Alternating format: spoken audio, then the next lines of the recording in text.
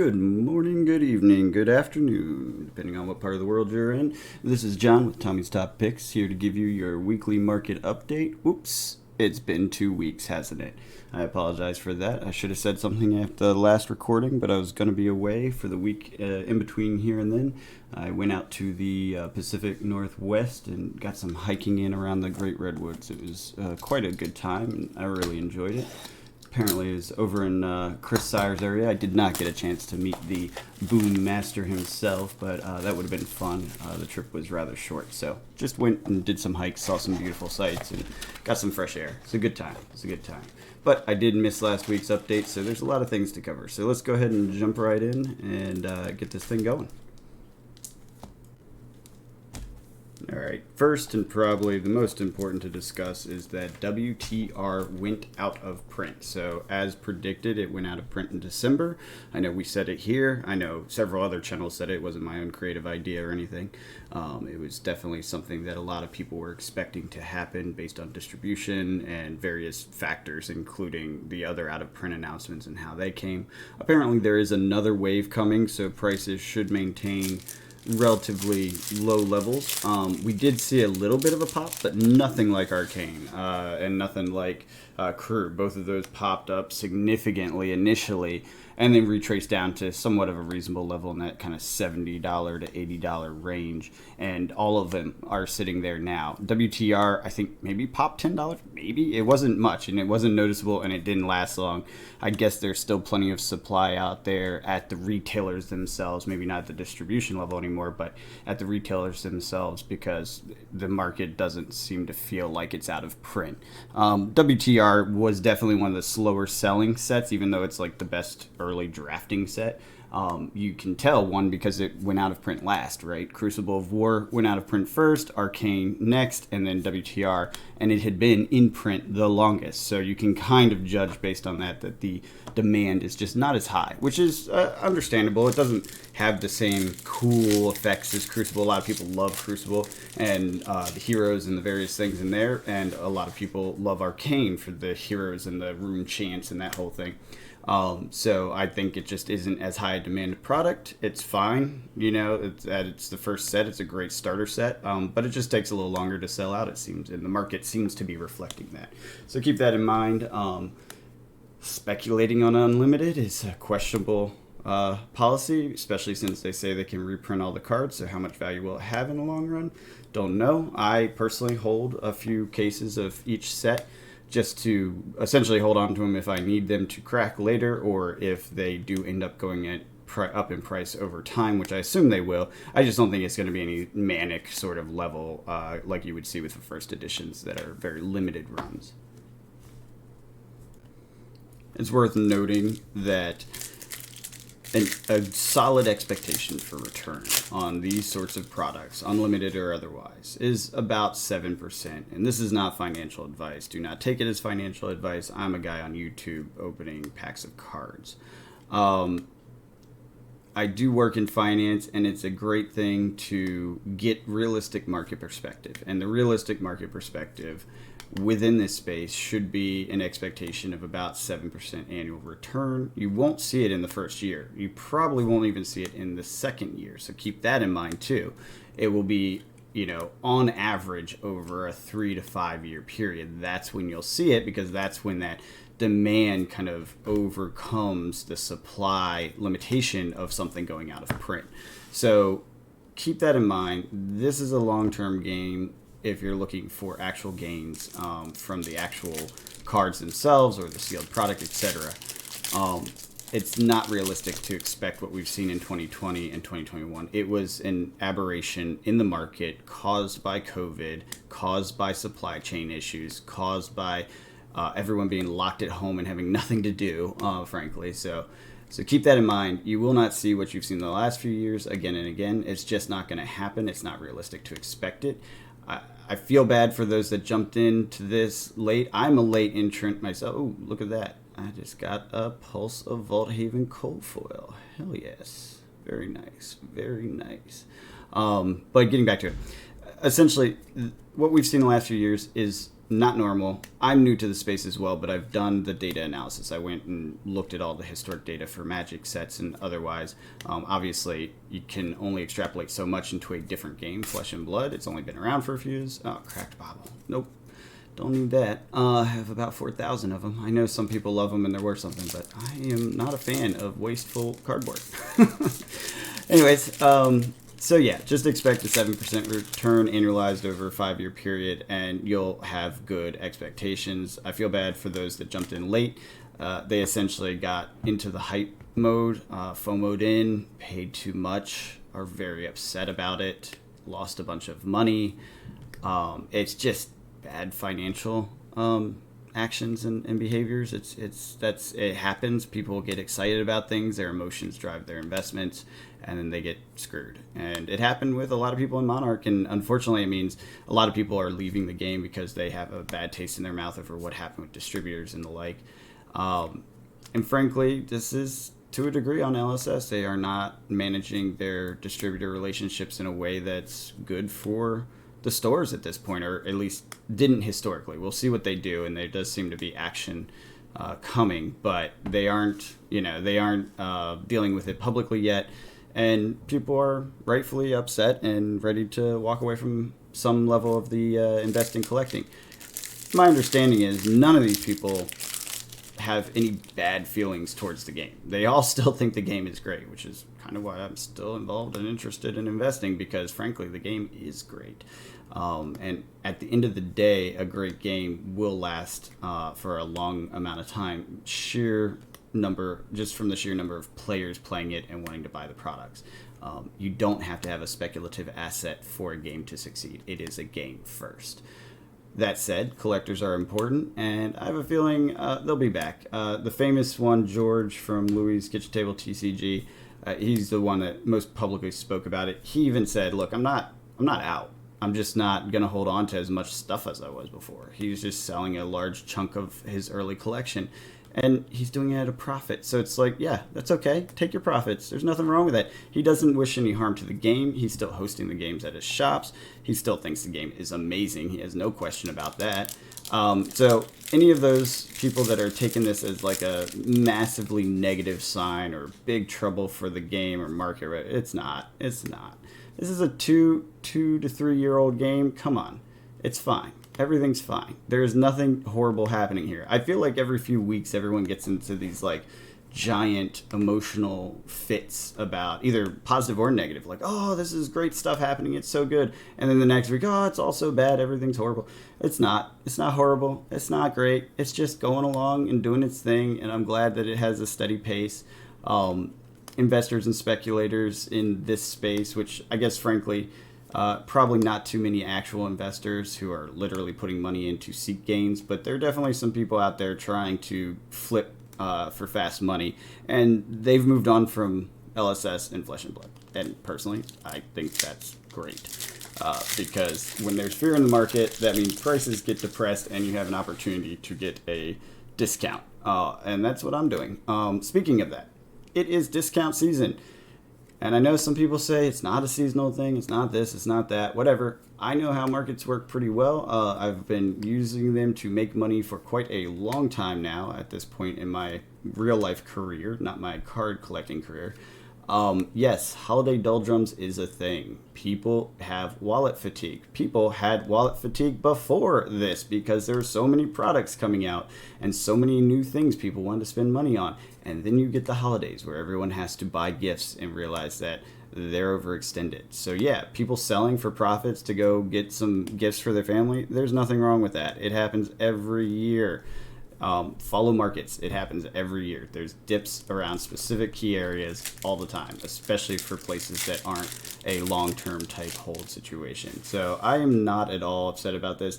I believe I even predicted in the last one, or maybe it was two ago, that we would see a slowdown and a quieting of the prices towards the end of the year as these, things develop and people who are collecting the cards are buying gifts instead of cards, and there's less to be hyped about. I mean, think about it. We have unlimited Tales of Aria. That's what we're working on right now. There's nothing special. Everfest is coming, but it's like 2 months away. No one's paying attention to the game right now. So yeah, I do fully expect prices to dip. it's already showing, and let's dive into a little bit about why or where that's happening. It's not everywhere, so it's worth noting that there are some things that are still ticking up, but there's some great discounts to be had right now if you've been waiting to buy some stuff. So older stuff, cold foil older stuff, has gone down quite a bit. Again, I think it's these collectors that were looking for only the fast flips, generally speaking, or were really, maybe they were just really passionate about it when it first came out because it was very exciting and new, and now they're less passionate. Let's be fair. Sometimes it's just something like that. But for whatever reason, a lot of people are moving this stuff or trying to move this stuff, which is depressing the prices. It's fantastic for those who want to collect and hold on to it long term. Real investing people who actually want to hold on to it long term are not looking for a 1 year flip. It's not worth it, frankly, to sell something a year after you've acquired it in a market standpoint, just because of capital gains tax and the rest. Regardless, 2K for Shayana, which is the lowest it's been in a long time. This is a cold foil first edition Shayana for 2K. I think that thing went up to like 5 or 6 at one point. It's way down now. Arcanite Skull Cap is 3,400. That's fairly stable, but a little bit lower. Library Soul is down to 800 from, I believe it was over 1,000 at one point. Corsham is 415. I know that was at 500 for a while, so that's not that big of a dip, but it's also the most recent of, kind of the legendaries, or fabled rather. Galaxy Black is down to 300. That's a small retrace.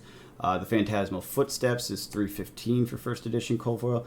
I think that went up a little above that, but not too much, because I've sold a few of those, and when I sold them, it was less than that price. So it's up from when I sold it, call it 2 or 3 months ago, but down from its peak, from kind of the hype mania. The Husk is at 195. I think that's pretty stable. I don't think that's moved much one way or the other at this point.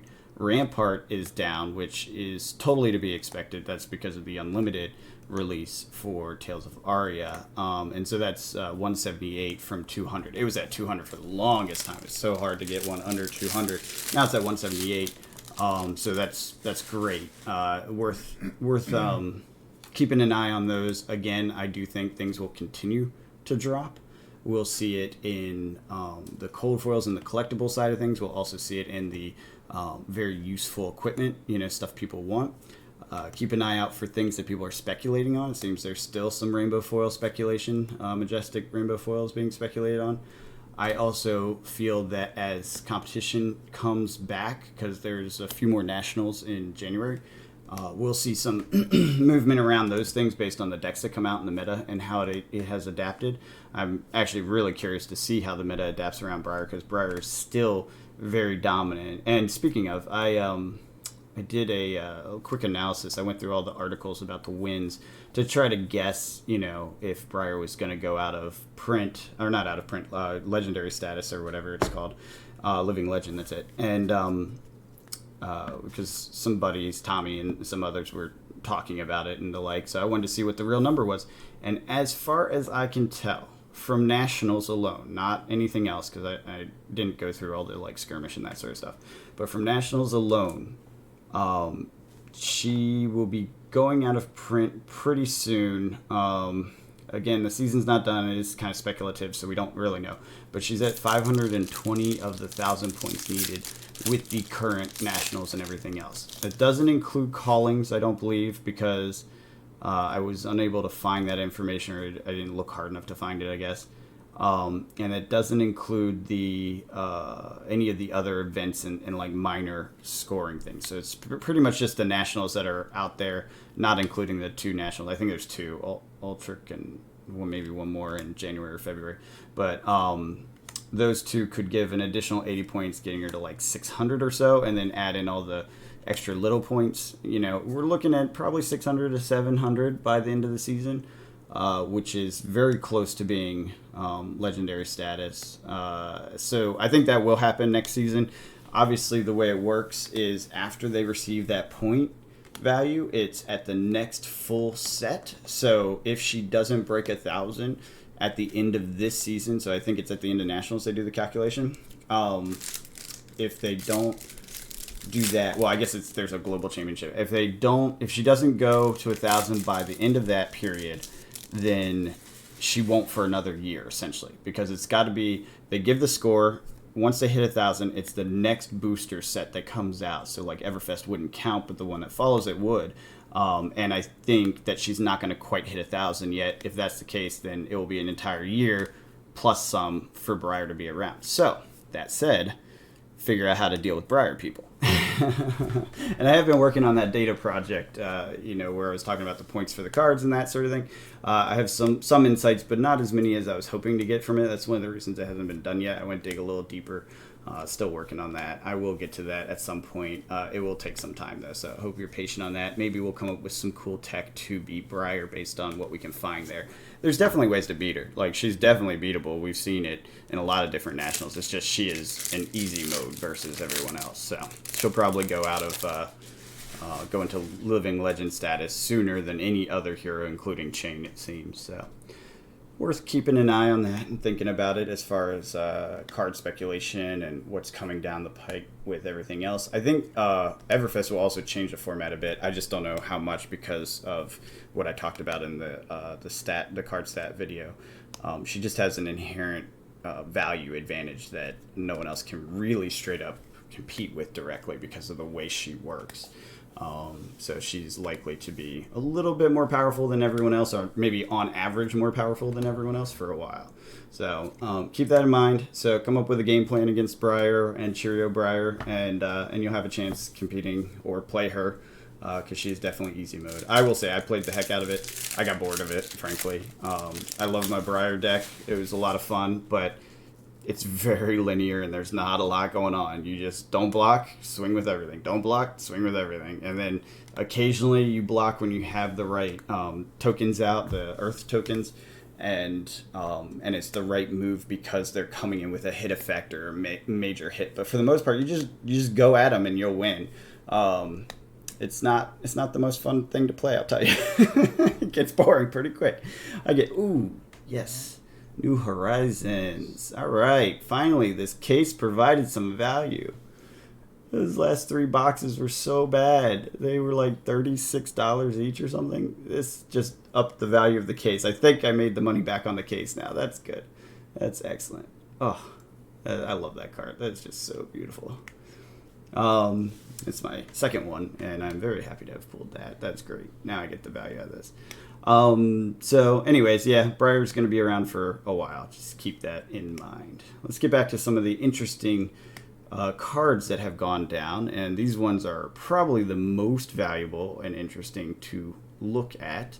CNC is at $73. This is the lowest I've ever seen it. I think somebody knows something, and Everfest will have these printed again. That's the only way I can imagine this happening. Sure, it could be seasonal depression on the price, but this is a lot.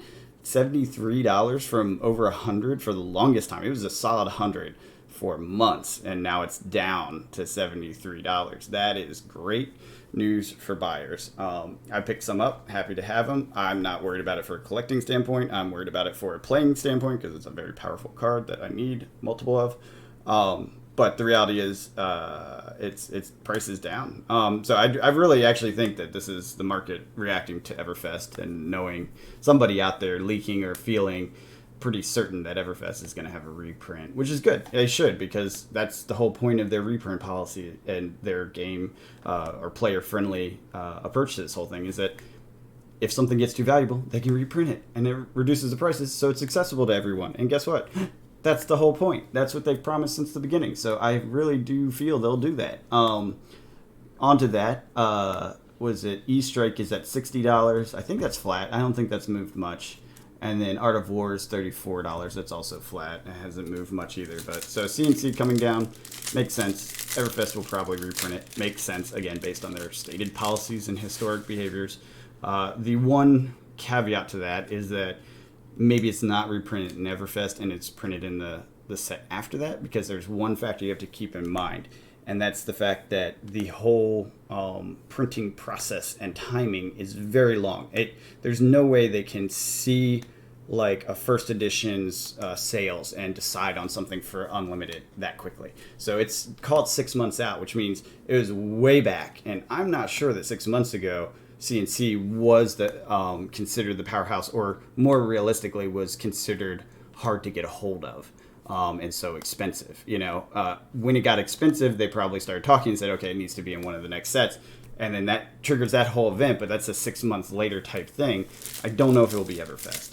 That's the question. It might be the set after that. But point being, pretty sure they're going to reprint it because they've always promised that, and $100 for a core card is a little unfair, frankly. So they're trying to get rid of that because that's what they've promised the whole time. So, before we wrap this up, because we're getting close to the end here, something that is interesting within the cold foil cards standpoint is New Horizons is up a little bit at 192. It had peaked higher than that, but it's essentially up, which is interesting because if you think about it, you now have Unlimited competing in that space. So you would expect it to go down like some of the other ones, like the Rampart is 178. Think about that, right? Horizon was not the high demand one. The Shield was. Now that we have gameplay, it seems to have affected the market. Oldhim is not considered to be as useful as it was originally imagined, and maybe Lexi is. That's why she's holding value with her cold foil legendary. Not sure. We'll find out. But it's definitely something to keep in mind and think about. A couple other things. There is a ban announcement coming. It is in a couple days, so we'll cover what happens in the following one. I don't have any huge speculative ideas here. I imagine it could be Duskblade in Blitz as well, because it is really powerful. I've been playing a deck with it. It is very powerful. It could also be some of the Briar stuff.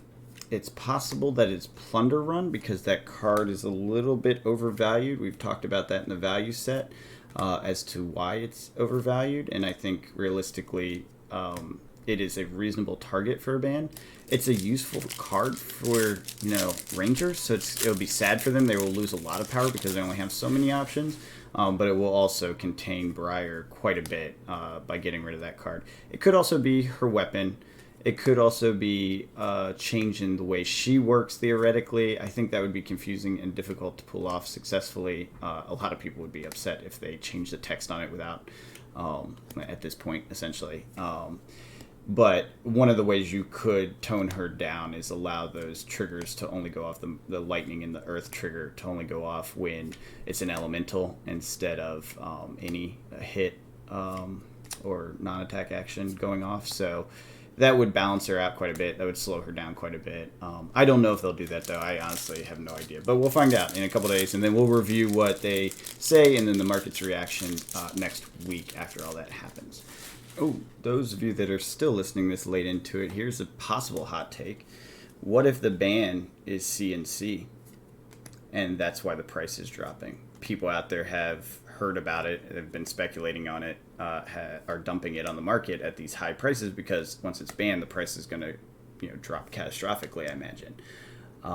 Maybe that's what it is. Maybe it's not speculation on the reprint because you'd expect some of the other ones to have the same sort of market effect, and they aren't. This one is specifically having a market effect, and it is possible for a couple reasons. I know it would be disappointing, but one, it's in every competitive deck, so clearly it is high value, and that alone makes you suspicious. When something is required, that means there's something probably wrong with it. And if you watch the card value video, I point out the system shows that CNC is actually like a 9 or 10 point card, which is well over the 8 every card is supposed to be, give or take.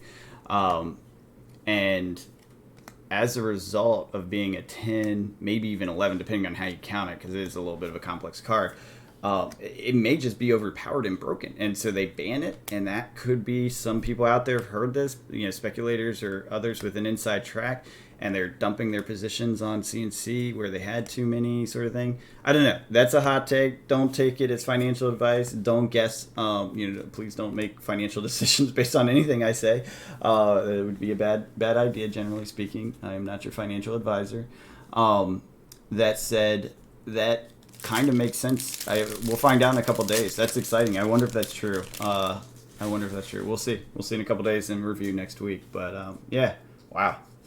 That might be it. All right, so as we wrap this up, I want to get one final hot take out there. Everfest.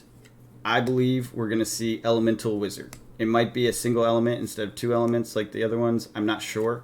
But the way you can determine this, or the way you can think about this, is look at the cards we've seen so far in Tales. There's a bunch of cards with this wizard dude running. I think it's the Entwine Lightning and... Weave Lightning and Weave Ice, I think, both have this guy with a staff. So 1, I think we're going to get a wizard staff. 2, I think we're going to get an elemental wizard. That's just based on the art, and it's not my personal opinion that I found. Rather, someone else made that opinion and put it out there, and I saw it randomly on this article, and I thought it was an interesting idea. I'm behind it. I think that's a good one. The other guy to think about is the guy with the green leafy cloak and the red hair, I guess long red hair. People are saying he might be a druid. So we're thinking about, if you want to speculate on that stuff, definitely degenerate speculation to go buy wizard stuff with this assumption that this wizard is going to be good. But yeah, that's something to think about, and we'll find out with Everfest. So let's see what we got in here. Got some pretty nice value cards. I love that New Horizon. Such a pretty card. And then Pulse of Vaulthaven. And that's the Strike Twice bow in cold foil. Very nice. Cool. So let's go. Let's get some values, and we'll be right back with that. And I'll break it down and show you what we got out of this box and summarize the case.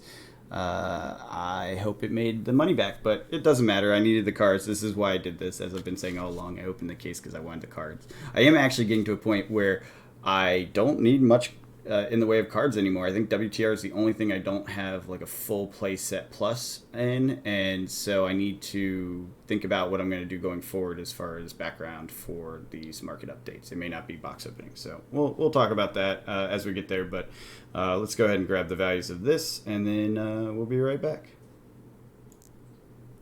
Okay, let's get into it. So, Voltaire Strike Twice, $8.93. Approximately Awakening Rainbow Foil, $4.22. Sigil of Suffering, $107, not great. Oaken Old Rainbow Foil, $2.35. Exposed to Elements, $150. Blizzard is going for $5.25. Seek and Destroy, which is nice for those archers, $2.70. Pulse of Vaulthaven is around $60. And New Horizon, the money is $192. That means the total for this box is $282, which I guess that means the total case, if you count the other ones, I think I had a 40 and 235s or something like that, called 70. Makes it about 310, 320, something like that for the whole case. Not too bad at all. I think I actually paid more than that for this particular case. I could be wrong on that. But yeah, so we're about even, which is what you expect when you buy a case. Cases are where it's at for your EV. So let's go ahead and get this cleaned up. I thank you guys for watching. I hope you enjoyed the content. If you have any thoughts on what you expect to see in Everfest, check out some of the art. I think it's a great way to get keyed into it. Remember, the next set is in Tales. Same aria rather. So cool. All right, have a good one, guys. Don't forget to like and subscribe. See you next time.